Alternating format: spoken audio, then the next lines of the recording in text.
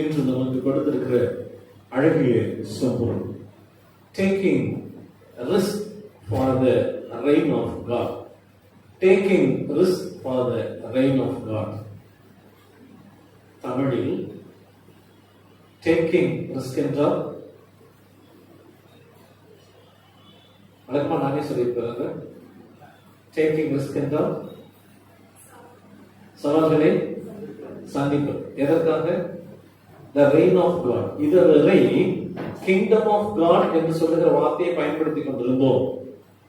Taking risk for the kingdom of God என்கின்ற சொல்லை இப்போது நாம் தவிர்த்து, kingdom என்கின்ற சொல்லை தவிர்த்து reign of God என்கின்ற சொல்லை பயன்படுத்துகிறோம். kingdom என்றால் அரசாட்சி என்று பொருள். அரசன் என்றால் ஆண் பார்வையில் ஆட்சி என்று பொருள். ஆனால் reign என்பது ஆளுகையை குறிக்கும்.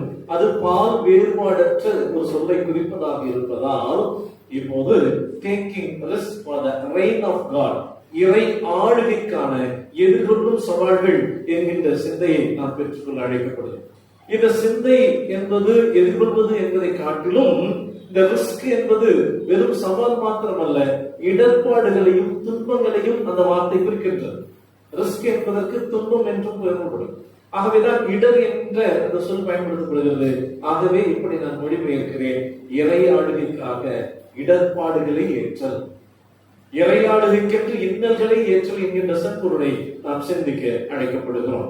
அன்பிற்குரியவர்களே, நாம் சமகாலத்திய இந்த வாழ்வு கடவுளுடைய ஆளுகைக்கு நேராக எல்லாரும் பயணிக்க வேண்டும் என்று மனிதம் நமக்கு கற்றுக் கொடுக்கின்றது.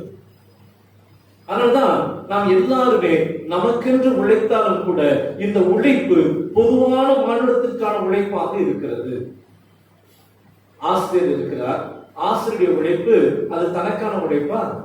இந்த சமூகத்தை செதுக்கின்ற உழைப்பு. ஆசிரியர் மட்டும்தான் அப்படியா? இல்லை. ஒரு தையல் கலைஞர் கூட இந்த சமூகத்திற்காகவே உழைக்கும்.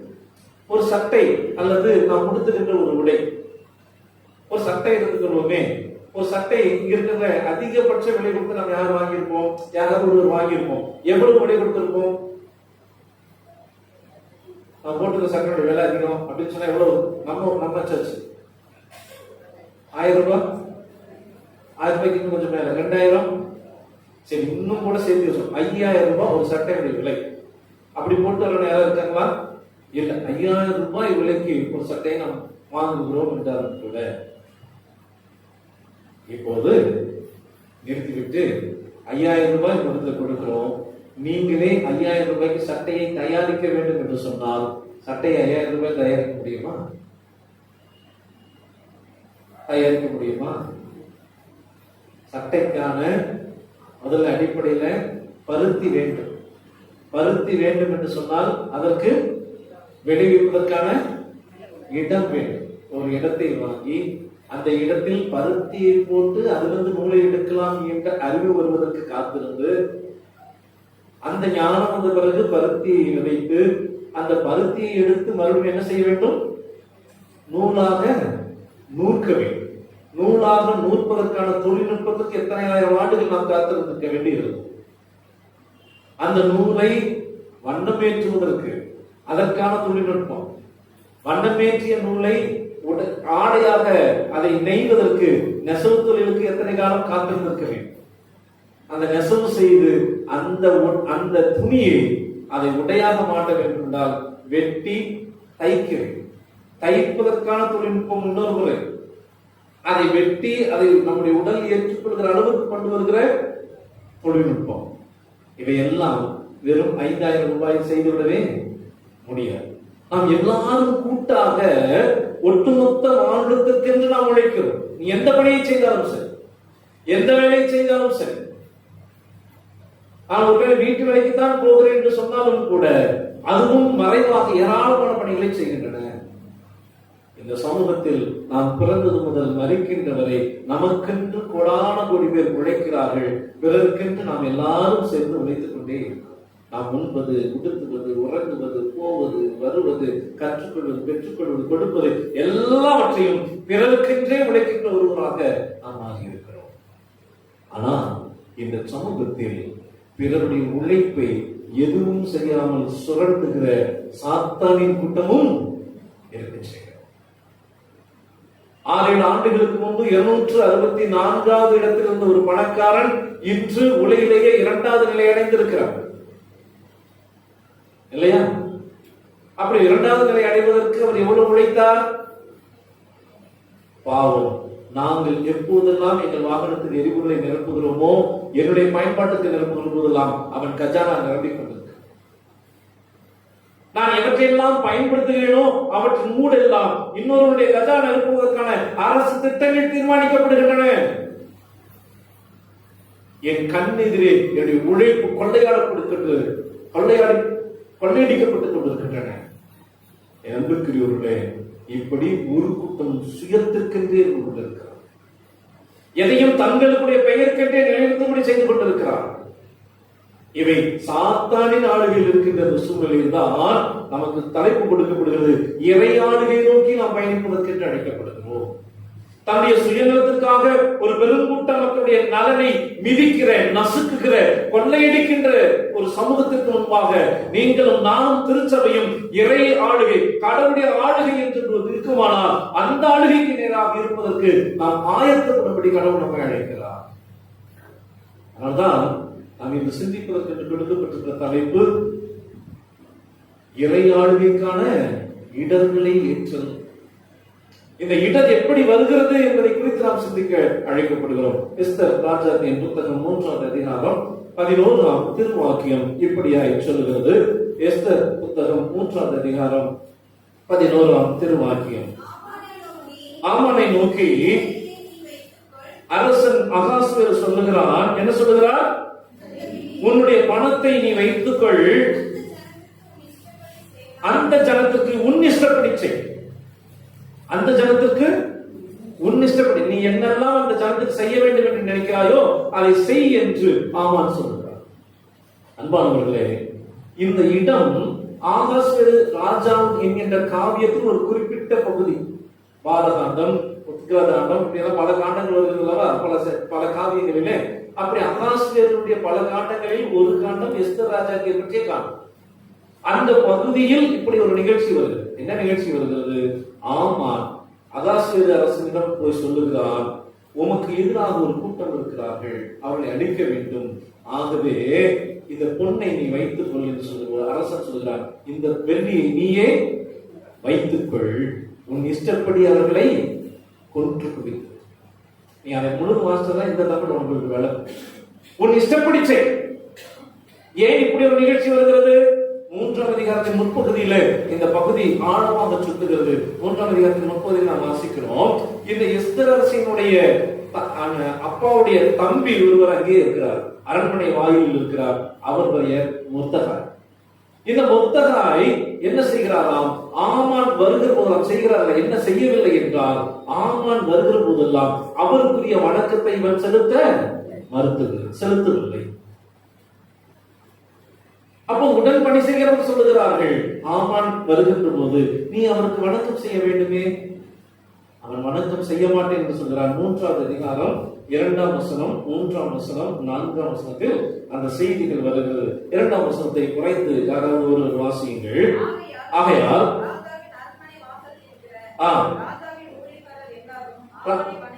ஆமானை வணங்கி அவனுக்கு நமஸ்காரம் செய்தார்கள். ராஜா கட்டளையிட்டு இருந்தார். அரசனே கட்டளையிட்டு இருந்த போதிலும் கூட மொர்தெகாய் அரச கட்டளைக்கு கீழ்ப்படிந்து ஆமானுக்கு அவன் வணக்கம் செலுத்த மறுத்து விட்டார். ஏன் மறுத்தார்? மொர்தெகாய் யூதர், ஆமான் அமலேக்கியர். அமலேக்கியர்களை ஒருபோதும் யூதர்கள் ஏற்றுக்கொள்ள மாட்டார். கடவுளுடைய திட்டத்திற்கு எதிராக பயணித்த அமலேக்கியர் என்பதாலே தன்னுடைய வெறுப்பை காட்டிக் கொண்டிருந்தார். ஒரு பெரும் இனத்தின் மீது இருந்த வெறுப்பை தனிநபரிடம் காட்டுகிறார் மொர்தெகாய். உடல் வேலை செய்தவர்கள் இது என்னதான் ஆகுதுன்னு பார்த்துருவோம் என்று போட்டுக் கொடுக்க ஆரம்பிக்கிறார். கடந்த வாரம் நாம் சிந்தித்தோம் யோசேப்பு தன் சகோதரர் செய்வதை தந்தையிடம் போய் சொல்லி வந்தார். போட்டுக் கொடுத்தார்கள், சொல்லி வந்தார். அது எதற்காக? இனி தவறுகள் நடந்துவிடக் கூடாது என்பதற்கு. ஆனால் இங்கே இருக்கிறவர்கள், தன்னோடு உடன்படி செய்தவர்கள், அவர்கள் போய் ஆமானிடம் இப்படி ஒருவன் இருக்கிறான், அவன் உனக்கு வணங்குவதில்லை என்று சொல்லுகிறான். இதற்கு பெயரும் இது நன்மைக்கானதல்ல, இது முழுக்க முழுக்க தீமைக்கான. இங்கதான் போட்டு கொடுப்பது, இங்கதான் கோல் மூட்டுவது என்பது. ஆகவே அப்படிப்பட்ட நிலை வருகிறது. அப்படி வருகின்ற போது மற்றவர்கள் கேட்டார், நீ ஏன் வணங்க மாட்டேன் என்று சொல்கிறாய்? அவன் சொல்கிறான், நான் யூதன். அப்படின்னா பைபிள்ல 2 பெரும் பிரிவுகள் உண்டு, தெரியுமா உங்களுக்கு? 2 பெரும் பிரிவுகள் உண்டு. கிறிஸ்தவ இல்லாத மற்றவங்களுக்கு எல்லாம் என்ன பேரு? புற இனத்தார். மற்றவங்க எல்லாம் அப்படி இல்லை. ஆபிரகாமின் பிள்ளைகள் ஒன்று, ஆபிரகாமின் பிள்ளைகளால் புற இனத்தார். எப்பேற்பட்ட கிளாசிபிகேஷன் வகைப்படுத்தப்பட்டது. நான் யூதன். இந்த உலகில் இருக்கிற மற்றவர்கள் எல்லாரும் யூதர் அல்லாதவர். நாங்கள் கடவுளின் பிள்ளைகள், வாக்குத்தத்தத்தின் பிள்ளைகள் நாங்கள். மற்றவர்கள் எல்லாம் மாம்சத்தின் பிள்ளைகள். ஒத்தராய் சொல்கிறார், நான் யூதன், எவனுக்கும் நான் தலைவணங்க அப்படியெல்லாம் திருமறை சொல்லவில்லை. அதிகாரத்துக்கு உட்பட்டிருங்கள். உங்கள் அதிகாரத்தில் இருக்கிறவர்களுக்காக நீங்கள், உங்களை மேய்க்கிற அதிகாரத்தில் இருக்கிறவர்களுக்காக நீங்கள் என்ன பண்ணணும்? ஜெபம் பண்ணணும். இன்னும் நிறைய சான்றுகள் இருக்கிறது. அதிகாரத்தில் இருக்கிறவருடைய வார்த்தைகளுக்கு இணங்கி நடக்க வேண்டும் என்பதை குறித்து நிறைய கற்றுக் கொடுக்கப்படுகிறது. ஆனால் மொர்தெகாய் அமலேக்கியன் என்கின்ற ஒரே சூழ்நிலையில் அவர் மறுக்கிறார். அதை பற்றிய குறிப்பு இங்கு இல்லை. ஆனால் இப்படி இருக்க வேண்டும் என்று நான் யூகிக்கிறேன். ஆனால் இந்த செய்தி வந்த பிறகு சூழல் தலைகளாக மாறுது. 6ஆம் திருவாக்கியத்தில் வாசிக்கிறோம். அங்கே சொல்லப்படுகிறது 3ஆம் அதிகாரம் 6ஆம் வாக்கியம். ஆனாலும் 5ஆம் வசனத்திலேயே ஆமானுக்கு மொர்தெகாயின் மீது கோபத்தின் அடுத்த கட்டம் மூர்க்கமடைந்தார்.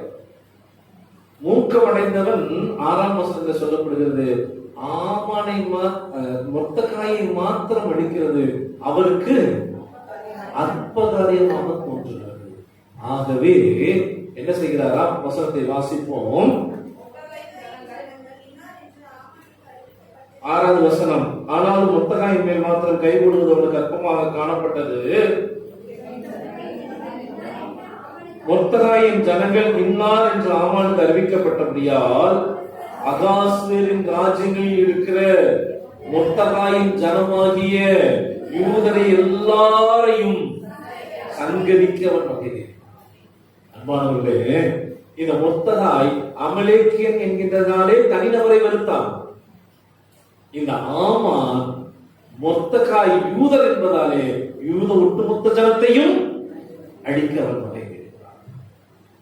எவ்வளவு கொடுமையான சூழல். நாமும் கூட பல சமயங்களில் அப்படி இருந்து விடுகிறோம். பல சமயங்களில் ஒரு இனத்தை குறித்து அந்த இனத்தின் அடிப்படையிலேயே சிலரை வெறுக்க ஆரம்பித்திருக்கிறது. அதுவும் சாதாரண நிலையெல்லாம் அது ஒன்று பெரியதாக இருக்காது. எப்போது நமக்கு நடுவே தேர்தல் வருகிறதோ, தேர்தல் வரும்போது ஆரம்பிச்சு, அதுவும் திருமண்டல தேர்தல் நடக்கக்கூடாது. யார் வேணாலும் ஜெயிக்கலாம், அவன் மட்டும் ஜெயிச்சிருக்கு. சொல்லுகிறது யார்? தெரியுமா? திருமண்டல தேர்தலில் ஆயன்மார். சொல்லுகிறது யார்? திருமண்டலத்துக்கு நாம் அனுப்பி வைக்கின்ற தலைவர். எப்படி இருக்கும் அந்த திருச்சி? நண்பானவர்களே, கடவுளுடைய வார்த்தை வருகிறது மிக முக்கியமாக. ஒரு தனி மனிதன் மீது கொண்ட வெறுப்பினால் ஒட்டுமொத்த இனத்தையும் அழித்து விடலாம் என்று நினைக்கின்ற உணர்வுகள் மேலாகிக் கொண்டிருக்கின்றன.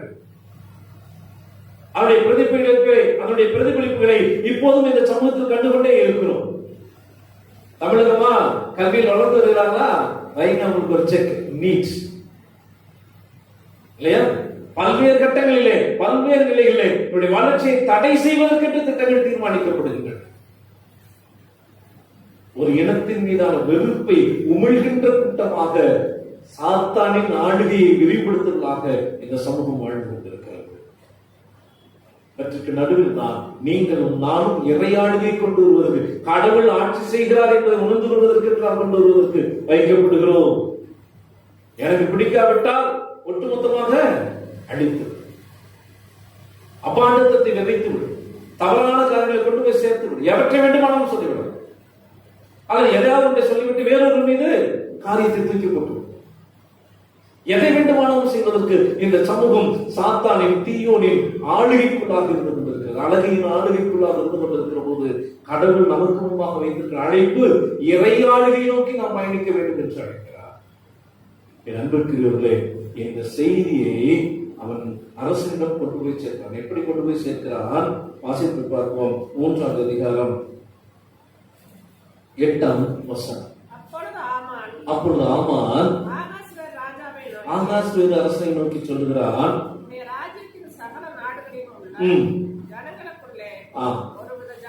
அகாஸ்வேரின் ஆட்சியின் கீழாக இருக்கிற எல்லா நாட்டிலும் ஒரு விதமான மக்கள் இருக்கிறார். எப்படிப்பட்ட மக்கள்? அவன் வேற மாதிரி சார், இது நல்லா சொல்றதுக்கு இல்ல, ஒரு மாதிரி ஆட்கள்லாம் கொஞ்சம் பேரு இருக்கு. அடுத்தது இன்னொரு குறிப்பு வருகிறது,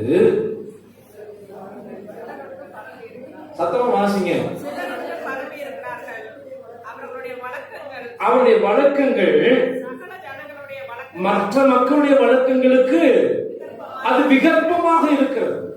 இவன் சாப்பிடு என்று சொன்னால் சாப்பிட மாட்டான், இதை குடி என்று சொன்னால் அவன் குடிக்க மாட்டான். அரசனுடைய உணவை கொடுத்தால் கூட அவர்கள் மறுக்கின்றவர்களாக இருக்கிறார்.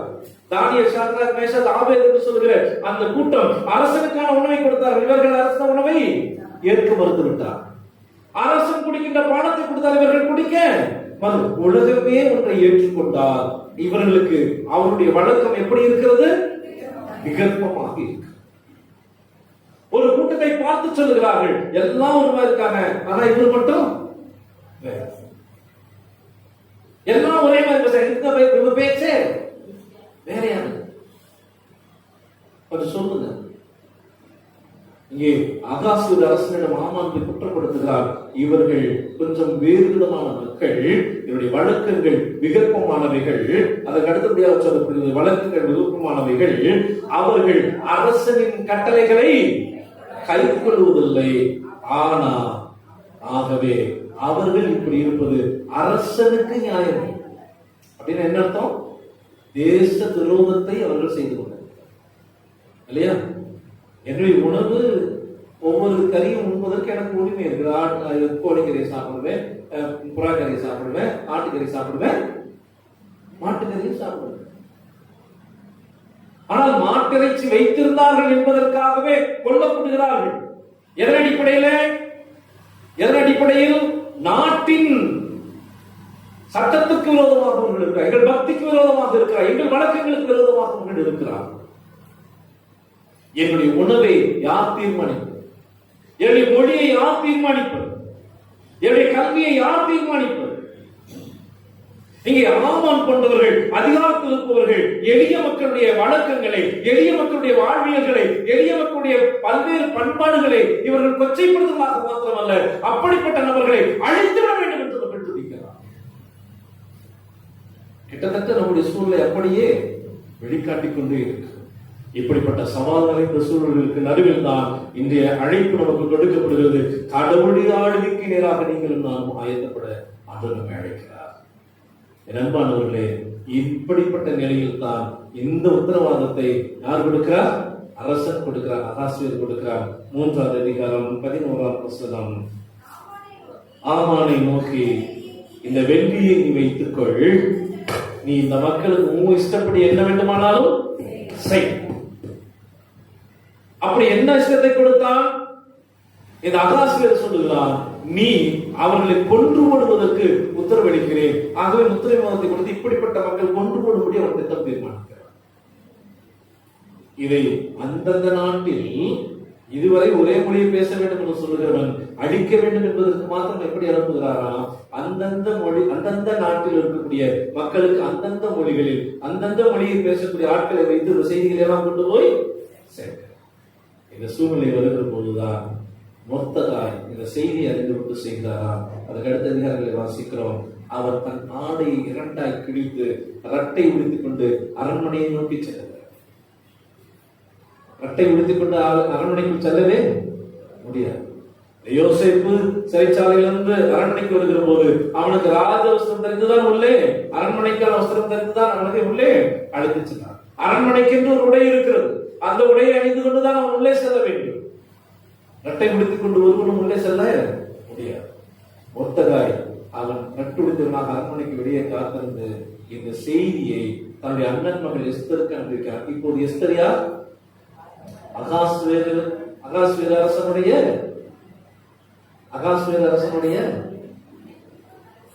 சொல்லவே முடியல. அகாஸ்வேரு ராஜாவுக்கு எஸ்தர் யாரு? ராஜா எஸ்கேப் ஆகிறார் சொல்றது மனைவியின் இடத்திற்கு வந்த அந்த எஸ்தரிடம் இந்த செய்தி சொல்லப்படுகிறது. எஸ்தர் சொல்லுகிறார், நீ ரட்டுடுத்தி சாம்பலில் உட்காரு, இல்லை என்றால் உன்னோடு இந்த யூத மக்கள் அத்தனை பேரும் கொன்றுபடப்படுவார். நண்புக்குரிய திருச்சபையே, மிகுந்த எச்சரிக்கை கொடுக்கப்படுகிறது. நீ எங்கே அமர்ந்திருந்தாலும் சரி, நீ உன் சொந்த இனத்திற்கு நீ நிற்க வேண்டும். உடனே ஜாதியாக்கணும். நான் எங்கால தான் ஒன்று பண்ணுவேன். இங்கே துன்பப்படுகிற மக்களோடு, பாடுகளை அனுபவித்துக் கொண்டிருக்கிற மக்களோடு, இன்னமும் ஆண்டவருக்கு நிற்க வேண்டும் என்ற வைராக்கியத்தோடு இருக்கிற மக்களை அவர்களுக்காக உழைக்கும்படி கடவுள் அழைத்திருக்கிறார். இன்னமும் மறுபடியும் சிறிய வட்டத்துக்குள் சென்று விடுகிறோம். சொல்லப்படுகிற செய்தி வருகிறது, நீ ரட்டுடுத்த வேண்டும். ஆனால் ராணியாகி எஸ்தர் என்ன செய்ய முடியாது? ரட்டுடுத்தி இருக்க. சொல்லுங்க, அந்த சொல்லுகிறார், எஸ்தர் நினைவுல வைத்துக்கொள், இங்கே இருக்கிற மக்கள் எல்லாம் கொன்று ஒழிக்கப்படுகிற போது நீ ராணி என்பதால், யூதகுலத்தில் இருந்தவள் நீ, ஆக யூதகுல பெண்ணாகிய நீ ராணி என்பதால் உன்னை கொண்டாமல் விடவே மாட்டார். நீயும் தப்பிக்க முடியாத நினைவுல வைத்து. மறுபடியும் சொல்லுகிறார், நீ அமைதியா இருந்துட்டா யூதா காப்பாற்றப்படாத நினைச்சாத, ரட்சிப்பு வேறொரு இடத்திலிருந்து வரும். ஆனால் உன் எதிர்காலம் என்ன இருப்பார். பல சமயம் நினைச்சுக்கிறாங்க, ஐயோ இந்த இடத்துக்கு நான் வந்துட்டா மறுபடியும் போய் எப்படி அவங்களோட நான் அடையாளப்படுத்திக் கொள்ள முடியும்? நான் இந்த இவ்வளவு தூரம் கடவுளை முயற்சி விட்டால் நான் மீண்டும் எப்படி அந்த புழுதியில போய் அவங்களோடு நான் நிற்க முடியும்? ஆனால் முத்தகாய் சொல்லுகிறார், மீண்டும் சொல்லுகிறார், நீ இந்த நேரத்தில் அமைதலாக இருந்தால் மௌனமாய் நீ இருந்துவிட கூடாது. நீ மௌனமாய் இருந்தால் ரட்சிப்பு வேறொரு இடத்திலிருந்து வந்து. ஆனால் எஸ்தருக்கு தெரியும், அரசன் அனுமதி இல்லாமல் ஒருவர் போய் அரசனுக்கு முன்பாக நிற்கவே முடியாது. அது கட்டிய மனைவியாக இருந்தாலும் சரி. அதுதான் அந்த சூழ்நிலை. மொத்ததாய் நாடு எங்கும் இருக்கிற யூதர்களுக்கு தகவல் அனுப்புகிறார், ஒரு பெரிய இக்கட்டுக்குள்ளாக நாம் இருந்து கொண்டிருக்கிறோம், பாதுகாக்கப்பட வேண்டும். ஆகவே உபவாசி, மன்றாட்டிலை நிலைத்திருக்கு, ஜபம் பண்ணுங்க சொன்னாதான் நமக்கு மிகப்பெரிய கஷ்டமே இல்லையா? ஜபம் பண்ணுங்கன்னா ரொம்ப கஷ்டம். ஒவ்வொரு வாரமும் வெள்ளிக்கிழமை மாலையில இரவு 9 மணிலிருந்து 11 மணி வரை நாம் ஜெபிக்கிறோம், வாருங்கள் என்று அழைக்கிறோம். ஜபத்துக்கு மட்டும் நம்மளால வர முடியாது. ஐயா அப்பதான் வேலையெல்லாம் முடிச்சுக்கலாம், வேற வழி இல்லை, வந்துதான் தீர வேண்டும். ஏனெனில் இன்னும் ஒரு சிக்கலை நாம் சந்தித்துக் கொண்டிருக்கிறோம். ஆலயத்தை திறப்பதற்கான எல்லா முயற்சிகளையும் நாம் எடுத்துக் கொண்டிருக்கிற போது இதற்கு அடித்தளமாகிய மன்றாட்டிலே நாம் எல்லாரும் இருக்கிறோம். நீங்கள் எல்லாரும் தனியாக ஜெபிக்கிறீர்கள் தெரியும். ஆனால் 2 பேர் ஒருமனப்பட வேண்டும் என்கிற நோக்கத்தை நாம் அறிந்தவர்களாகத்தான் ஆலயத்தில் எப்படிப்பட்ட மன்றாட்டுகளை ஏற்படுத்துகிறோம். எல்லாரும் கட்டாயம் வந்திருந்தோம் என்றால் ஆண்டவர் நம்முடைய வல்லமையை நமக்கு உடனே காட்டியிருப்பார். ஆனால் நமக்கு பல்வேறு அலுவல்கள், பல சமயங்கள் மறந்து போகிறதும் போகணும்னு தான் நினைச்சையா, அப்புறம் மறந்துட்டேன். என் அன்புக்குரியவர்களே, ஆண்டவருக்கு காத்திருப்போம். இங்கே மொத்ததாயும் இன்னுமாக யூதர்கள் எல்லாம் ஜபத்தோடு காத்திருக்கிறார்கள். இந்த நிலையில் தான் இந்த எஸ்தர் ஒரு பெரிய துணிவான ஒரு முயற்சி எடுக்கிறார்.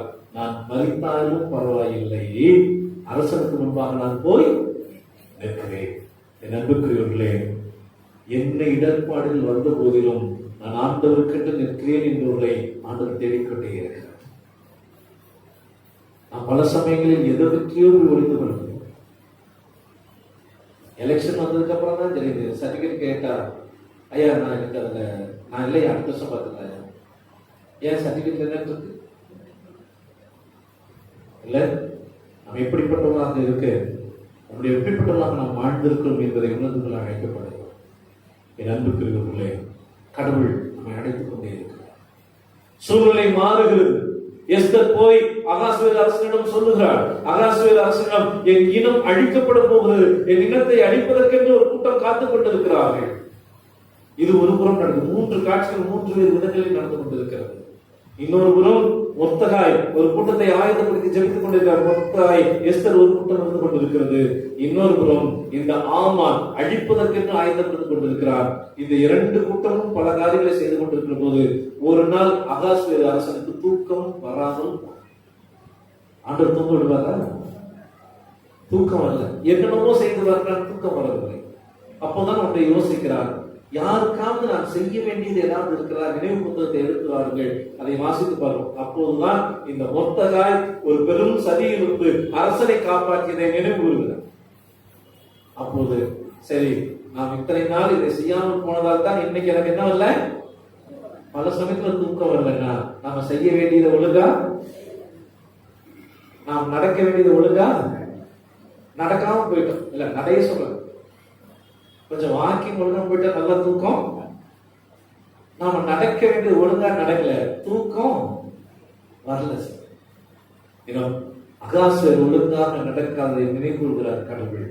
ஆகவே ஆமானை கூப்பிட்டு சொல்லுகிறார். ஏனெனில் ஆமான் முன்பே சொல்லியிருக்கிறான், அரசே நீ இந்த மக்களை அழிப்பதற்கான என்ன திட்டங்கள் வேணுமாறு தீர்த்து நான் உனக்கு என்ன தருகிறேன், வெள்ளியை தருகிறேன், நான் அதற்கான செலவினங்களை நான் பார்த்துக் கொள்கிறேன் என்று இந்த ஆமான் சொல்லியிருந்தார். பணம் கொடுத்தா நல்ல பேர் வரும்னு அப்பவே நினைச்சிருக்காங்க. பணம் கொடுத்து விட்டால் எனக்கு நற்பெயர் வந்துவிடும் என்று நினைத்துக் கொண்டிருந்த இந்த ஆமான் அகாஸ்வேரிடம் நான் வெள்ளியை தருகிறேன் இந்த மக்களை வெளிப்பதற்கு என்று சொல்லுகிறார். ஆகவேதான் ஆமான் இந்த அகாஸ்வேரை பற்றி சொன்னார். 3ஆம் அதிகாரம் 11ஆம் வசனம் மறுபடியும் வாசிப்போம். அந்த வெள்ளியை நீயே வைத்துக் கொள்ள என்று சொன்னார். ஆக கொடுத்த பணத்தை அரசன் வாங்கவில்லை, ஆனால் வாக்குறுதி மட்டும் தருகிறார், நீ அந்த மக்களை உன் இஷ்டப்படி என்ன வேண்டுமானாலும் செய்து கொள். என் அன்பானவர்களே, இப்ப இந்த சூழ்நிலையில் தான் அகாஸ்வேரு ஆமானை அழைக்கிறார். ஆமானே இங்கே வா, வந்து ஆமானிடம் சொல்கிறார், ஒரு மனிதனை அரசன் கௌரவிக்க வேண்டும் என்று நினைத்தால் என்ன செய்ய வேண்டும்? ஆமானுக்கு நன்றாக தெரியும், நான் தான் உடைய வெள்ளியை கொடுத்தோம், அரசனுடைய கட்டளையை மதிக்காத ஒரு கூட்டத்தை காட்டி கொடுத்திருக்கிறோம், அவளை அழிக்க வேண்டும் என்கின்ற முத்திரையின் அடிப்படையில் அது அனுமதியை வாங்கியிருக்கிறேன். 3ஐயும் செய்திருக்கிறார்.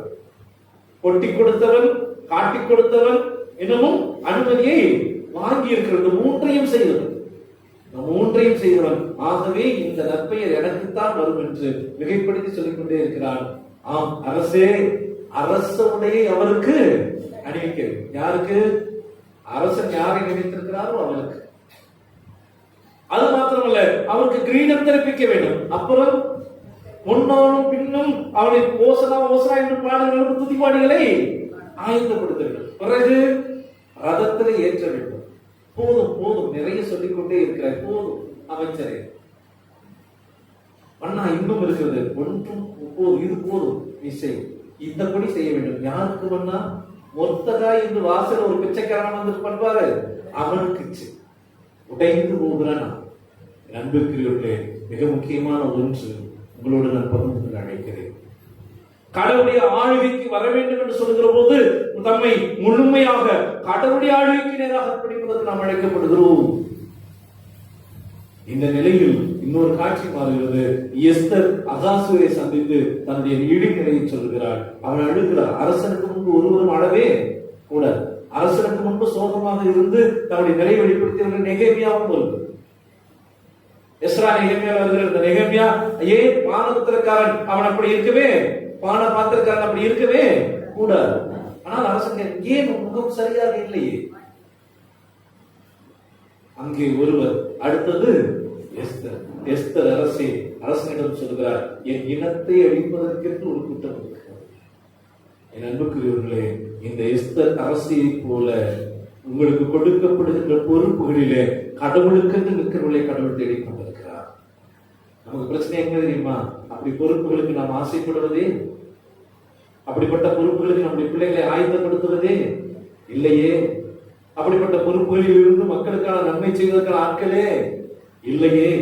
அப்படிப்பட்ட பொறுப்புகளை நோக்கி நம்முடைய பிள்ளைகளை நடத்துவதற்கான உற்சாகம் இருந்த வார்த்தைகளே இல்லையே. பிள்ளைகளை ஆயத்தப்படுத்து. உங்கள் பிள்ளைகள் அப்படிப்பட்ட இடங்களுக்கு செல்ல வேண்டும். ஏனெனில் இப்படிப்பட்ட இடர்பாடுகள் வருகிற போது, இப்படிப்பட்ட சிக்கல்கள் வருகிற போது, அங்கே எஸ்தர் அரசியை போல என் உயிரே போனாலும் சரி இந்த மக்களை காப்பாற்றுவேன் என்று சொல்லி அவர்களுக்கு முன்பு நிற்கத்தக்கதாக ஆட்கள் தேவையாக இருக்கிறார். அவள் போய் சொல்லுகிறாள். உடனே அரசன் அதை கவனித்து கூர்ந்து கேட்டவன் மீண்டும் ஒரு அரசாணையை அவன் ஏற்படுத்துகிறார். என் அன்பிற்குரியவர்களே, அந்த அரசாணையை தான் நாம் 8ஆம் அதிகாரத்திலே வாசித்தோம். எஸ்தர் புத்தகம் 8ஆம் அதிகாரத்திலே நாம் வாசிக்கிறோம். 5ஆம் வசனம்.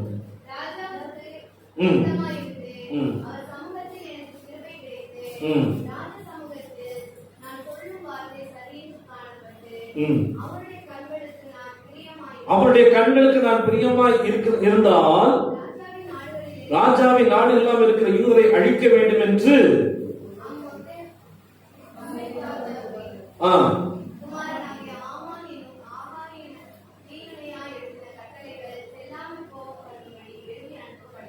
ஆகவே இந்த எஸ்தர் மிகுந்த ஞானத்தோடு எழுதி அனுப்ப வேண்டும் என்று கேட்டுக்கொண்டால் அதன்படி அங்கே முத்திரை போடப்பட்டு எல்லாருக்கும் அனுப்பப்பட்டது. 9ஆம் வசனம்.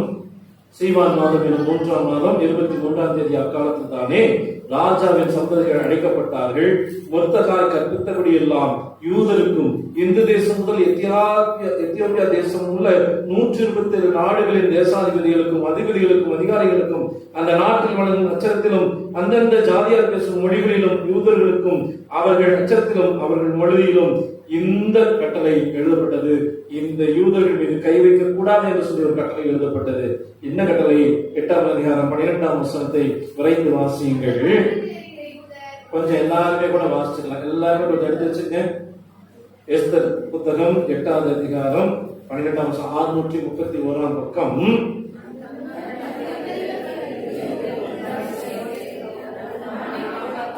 தங்களை காப்பாற்றவும் தங்களை விரோதிக்கும் சத்துருக்களாகிய ஜனத்தாரும் தேசத்தாருமான எல்லாரையும் அவர்கள் குழந்தைகளையும் ஸ்திரீகளையும் அடித்து கொன்று நிர்மூலமாக்கவும் அவர்கள் உடைமைகளை கொள்ளையிடவும் ராஜா யூதருக்கு கட்டளையிட்டார் என்று உத்தரவிடப்பட்ட கடிதம் எல்லாருக்கும் அனுப்பப்பட்டது.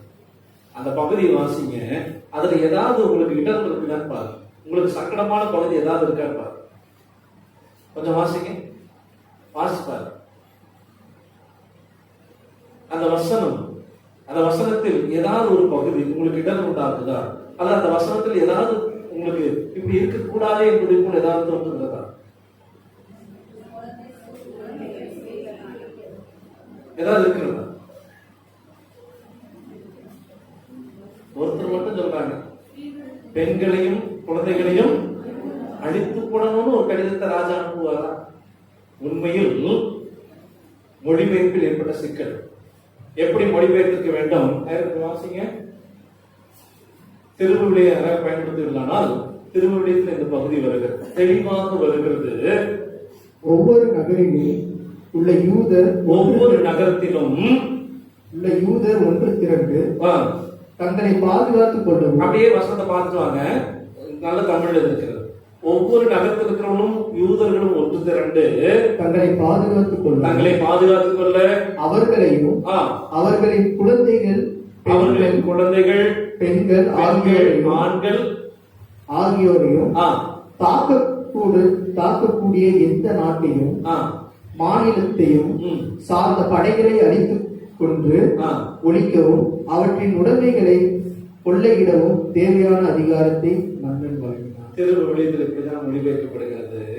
அன்பானவர்களே, எந்த நாட்டில் இருக்கக்கூடிய எந்த நகரத்தில் இருக்கக்கூடிய யூதர்களையும் அவர்களுடைய ஆண்களையும் பெண்களையும் குழந்தைகளையும் அடித்தொழிக்க நினைக்கின்ற படைகளையும் அவற்றிற்கான நாட்டினுடைய அமைப்புகளையும் என்ன செய்ய வேண்டுமா? படிக்கின்ற. ஆனா இங்க எப்படி வருது?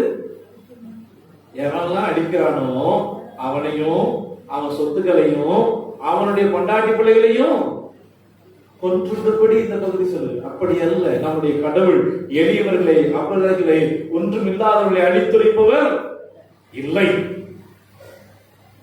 அதனால்தான் தயவு செய்து புதிய மொழிபெயர்ப்புக்கு நேராக வாருங்கள் என்று நாம் சொல்லுகிறோம்.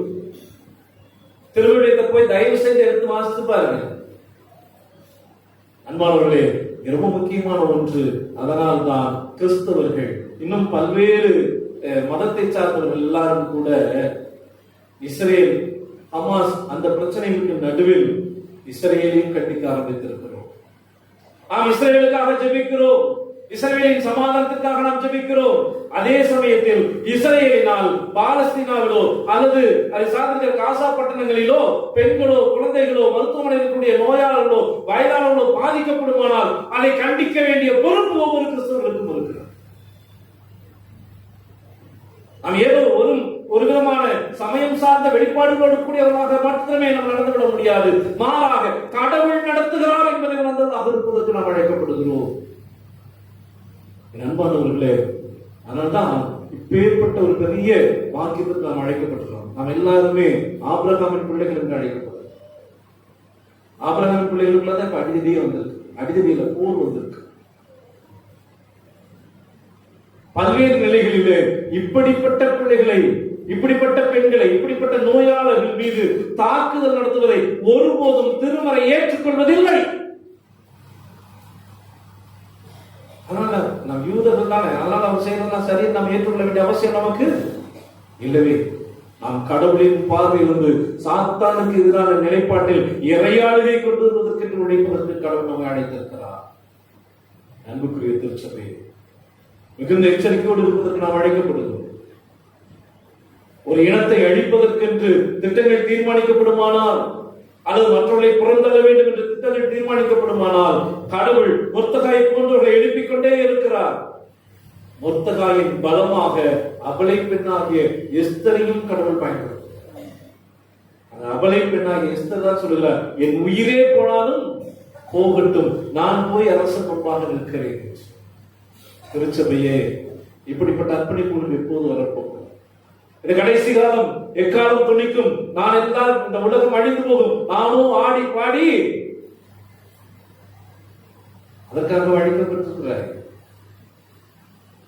எந்த விதமானாலும் நடக்கட்டும், ஆனால் நானும் ஆடி பாடி பரலோகம் போவேன். நினைத்து விடாதீர்கள், உங்கள் கண் முன்பாக கடவுள் பெரிய காரியங்களை செய்ய வேண்டும் என்று சொன்னார். என் உயிரே போனாலும் சரி, நான் ஆண்டவருக்கு என்று நிற்பேன் என்று சொல்லுகளை ஆண்டவர் தேடிக்கொண்டே இருக்கிறார். ஒரு எழுப்புதலின் காலத்துக்கு என்று ஆண்டவர் தேடிக்கொண்டிருக்கிறார். அது என் சொந்த மதமாக, என்னுடைய சொந்த இனத்தை வெளிப்படுத்துகின்ற நாடாக இருந்தாலும் கூட கடவுளுக்கென்று நிற்பதற்கு கடவுள் நம்மை அழைத்திருக்கிறார். இறையாளுகைக்கான இடர்களை ஏற்பதற்கு கடவுள் நம்மை அழைக்கிறார். அதனால் திருமறை வசனத்தை கூட சரியாக புரிந்து கொள்ளும்படி நாம் அழைக்கிறோம். ஐயோ, இந்த பைபிள் எங்களால வேற டிரான்ஸ்லேஷனால போக முடியலைங்க, போய்த்தான் தீர வேண்டும். ஏனெனில் சத்தியத்தை அறிய வேண்டும் என்றால் சத்தியத்தை அறிந்து கொள்ளும்படி நீங்கள் செயல்படும். சத்தியத்தை இருந்தால்தான் சத்தியம் உங்களை விடுதலையா. சத்தியத்தையே மத போதை என்கின்ற அடிப்படையில் நாம் அணுகிவிடவே, மதம் சார்ந்த நிலையில் மாத்திரம் இருந்து கொண்டு சத்தியத்தை நாம் தேடவிட முடியாது. நண்புக்குரியவர்கள், ஆண்டவருடைய சமூகம் நம்மை இன்னமும் அழைத்துக் கொண்டே இருக்கிறது. இப்படிப்பட்ட சிக்கல் மிகுந்த சூழல்களுக்கு நடுவில் கடவுளுடைய ஆளுகை கொண்டு வருவதற்கான நம்மை அழைத்திருக்கிறார். அந்த அதிகாரத்துடைய கடைசி பகுதியிலே இப்படியாக சொல்லப்படுகிறது, அவர்கள் விரைவாக இந்த செய்தி எல்லா இடங்களுக்கும் கொண்டு சென்றார்கள். 16ஆம் வசனம் சொல்லுகிறது, இவ்விதமாய் யூதருக்கு வெளிச்சமும் மகிழ்ச்சியும் களிப்பும் கனமும் உண்டாயிற்று. இடர்கள் ஏற்கின்ற துணிவு இருந்தால்தான், இடர்களை ஏற்கின்ற துணிவு இருந்தால்தான் இறையாளுகைக்கான வழிகளை உற்பத்தி செய்வதாக நாம் இருக்க முடியும். இன்னல்களை ஏற்கின்ற துணிவு யாருக்கு இருக்கிறதோ அவர்களே கடவுளின் ஆளுகைக்கான வழியாக, கல்வியாக செயல்படுவதற்கு கடவுள் அழைக்கிறார். ஆண்டவர் சமூகத்தில் சொல்ல முடியுமா? ஆனால் சொல்லும், இந்த கிறிஸ்து இயேசு ராஜா உந்தன் சிலுவையின் சிலுவை என்றார். என்ன? மத்தேயு 10ஆம் அதிகாரம் 38ஆம் திருவசனம் இப்படி சொல்லுகிறது. வாசிப்போம். மத்தேயு 10:38. தன் சிலுவை எடுத்துக்கொண்டு என்னை பின்பற்றாதவன் எனக்கு பாத்திரம் அல்ல, அவன் எனக்கு சீடனாக இருக்க முடியாது. என்னை விட தன் தகப்பனையாவது தாயாவது நேசிக்கிறவர்கள் எனக்கு சீடனாக இருக்கவே முடியாது. என்னை விட தன் மகனையாவது அதிகமாய் நேசிக்கிறவர்கள் எனக்கு சீடனாக இருக்கவே, அதெல்லாம் தனக்கு பின்னாக வருவது. ஆனால் தன்னைத்தானே வெறுத்து தன் சிலுவை எடுக்காதவன் எனக்கு ஒருபோதும் சீடனாக இருக்கவே. ஆகவே அன்புக்குரியவர்களே, நம்மை வெறுப்பது என்பது இந்த உலகையில என்னுடைய உயிரை விடுவதாக இருந்தாலும் கூட கடவுளுடைய ஆளுகைக்கு என்று நான் ஒப்புக் கொடுப்பதற்கு ஆயத்தமாக இருந்தால்தான் இந்த இறை ஆளுகை இந்த உலகத்திற்குள்ளாகப்பட்டோம். எனக்கு கொடுக்கப்பட்ட செல்வம், எனக்கு கொடுக்கப்பட்ட மேன்மைகள், எனக்கு கொடுக்கப்பட்ட அங்கீகாரம், இவை எல்லாம் கிறிஸ்துவின் சிலுவையின் பொருட்டு மேன்மை என்று எண்ணுவதற்கு ஆண்டவர் நம்மை அழைத்திருக்கிறார். நாம் எப்படிப்பட்ட நிலைகளில் இருக்கிறோம்? ஆண்டவர் சொல்லும், ஆண்டவரே, என்னை எடுத்து கொடுப்பதற்கு நான் ஆயத்தமாக இருந்தேன். நான் இந்த ஆட்சி கடவுளின் ஆட்சியாக நிலைப்படுவதற்கு என்னை உழைக்க அர்ப்பணிக்க வருகிறார்கள் என்று கேட்போம். கொஞ்சம் அப்படியே எழுந்து நிற்போம்.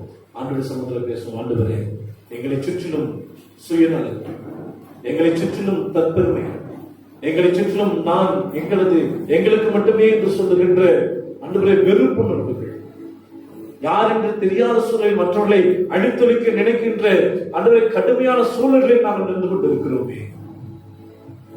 துரோகங்கள், ஒற்று வேலைப்பாடு, பல நிலைகளிலே பல்வேறு விதங்களிலே ஆண்டவரை ஒற்றுமைக்காக நிற்க வேண்டிய நாங்கள் பிரிக்கின்றவர்களாக நாங்கள் நின்று விடுகிறோமே. என்ன வரையிலும் நான் ஆண்டவருக்கு என்று நிற்க எங்களை ஆற்றப்படுத்தும் என்று கேட்போம்.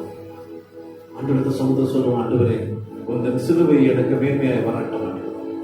எங்கள் இந்த சிலுவை எங்கள் மேன்மையாக மாறட்டும். நாங்கள் உமக்கென்று நிற்பவர்களாக நாங்கள் மாறட்டுமே. எங்களை மாற்ற சுவாமி.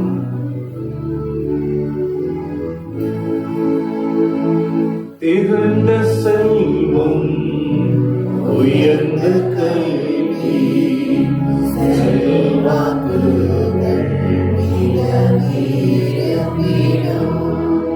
திகழ்ந்த செல்வம், உயர்ந்த கல்வி, செல்வாக்குகள் மிக கீழும் பீடும் கொலுசை நோக்கி பார்த்த எனக்கு, கொலுசை நோக்கி பார்க்க எனக்கு உரிய பெருமை யாவும் அற்பமே.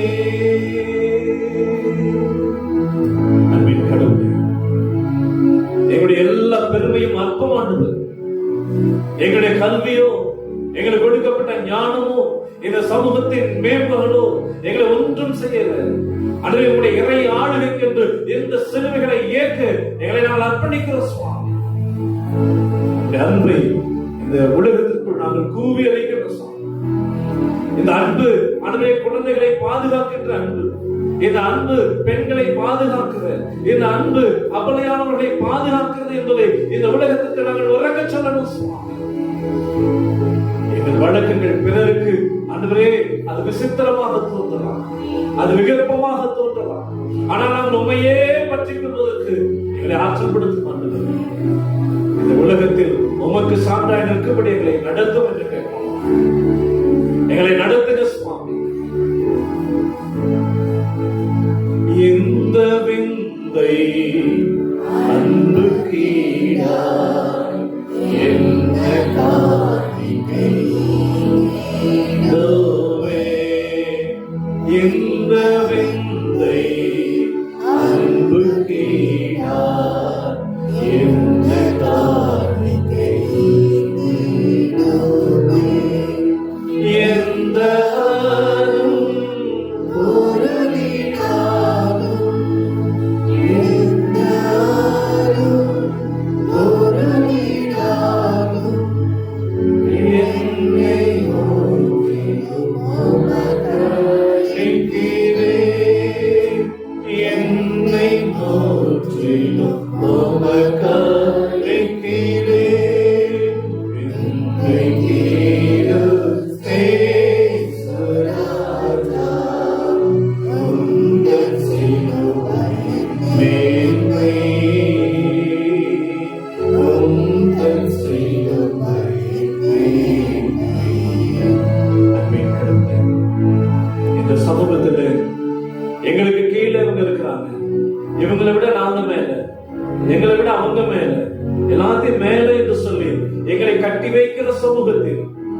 ஆண்டவரே, கல்வியிலே, பொருளாதாரத்திலே நாங்கள் மேலே வந்துவிடக் கூடாது என்று திட்டமிட்டு நசுக்குகின்ற இந்த சூழலுக்கு நடுவில் ஆண்டவரே, பல்வேறு சட்டத்திட்டங்கள் வழியாக எங்களை ஒடுக்க நினைக்கின்ற இந்த சூழலுக்கு நடுவில் கடவுளே, இறை ஆளுகை கொண்டு வருகிற கருவிகளால் எங்கள் ஒவ்வொருவரையும் மாற்றுவீராக. திருமாத்து நாங்கள் ஒப்புக்கிட்டு ஆண்டவரே, நாங்கள் போனால் என்ன ஆகுமோ என்று நடுங்கி விடாதபடி எஸ்தர் ராஜாத்தை போல என்ன வந்தாலும் என் உயிரே போனாலும் நான் போய் நிற்கிறேன் என்று சொல்கிற துணிவில் ஆண்டவரே, தைரியத்தில் ஆண்டவருடைய பக்தி வைராக்கத்தில் எங்கள் பிள்ளைகள் நிற்பார்களாக ஒப்புக்கிட்டுகிறோம். கடவுளே, நாங்கள் பெரிய காரியங்களை நிறைவேற்றப்படும் ஆண்டவரே, ஒரு கூட்டம் உபவாசத்தில் நின்றதை போல நாங்கள் நிற்கும்படி எங்கள் ஒவ்வொருவரையும் மாற்றப்படுத்த திருச்சபத்திலே தாழ்த்துகிறோம். உலகெங்கும் நற்செய்தியை கொண்டு போய் சேர்க்கிற கருவிகளால், உங்களுடைய அன்பை விதைக்கிற கருவிகளால் எங்களை பயன்படுத்த இயேசு கிறிஸ்துவின் வழியை வேண்டிக் கொள்கிறோம். நாம் நின்றபடியே